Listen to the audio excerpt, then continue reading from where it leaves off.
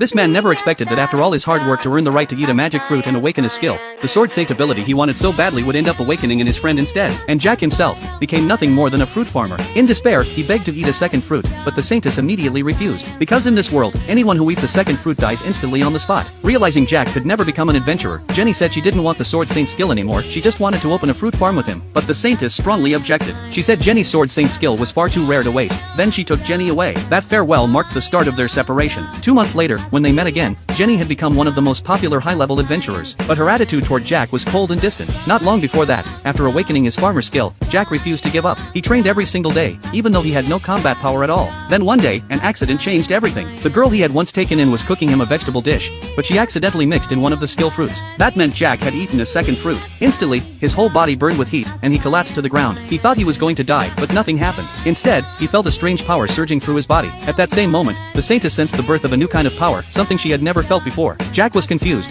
and then he noticed that Anna's body was also reacting strangely. He suddenly remembered Anna had eaten a fruit too. Her newly awakened skill was Appraiser. Using that ability, she discovered the truth. Jack's farmer skill made him completely immune to the toxins of all fruits. That meant Jack could eat unlimited fruits and gain unlimited powers. His second awakened skill was Sword God. His strength increased dramatically, and he was thrilled. He grabbed a sword and swung it at a tree, and to his shock, the tree split clean in half. The next day, Jack took Anna to the Adventurers Guild. After taking his first monster-slaying quest, he was recognized immediately by the other adventurers. They mocked him for becoming an adventurer at all, a mere farmer pretending to fight monsters. Jack ignored them, but his calm attitude only angered John. John drew his sword and slashed at Jack in fury. To everyone's surprise, Jack blocked the attack instantly. His speed had increased immensely. Seeing this, John decided to back off, for now. Later, Jack and Anna set out to complete their quest. They found their target, but Jack, still unfamiliar with his new powers, struggled to control his strength. Just as they were about to leave, they heard a distant cry for help. It was John. He had run into a rare ogre. Jack immediately offered to help. Seeing that, John quickly formed a plan. He lured the ogre straight toward Jack. Jack didn't mind. He actually wanted to test his strength. Anna warned him, the sword god skill increases your power,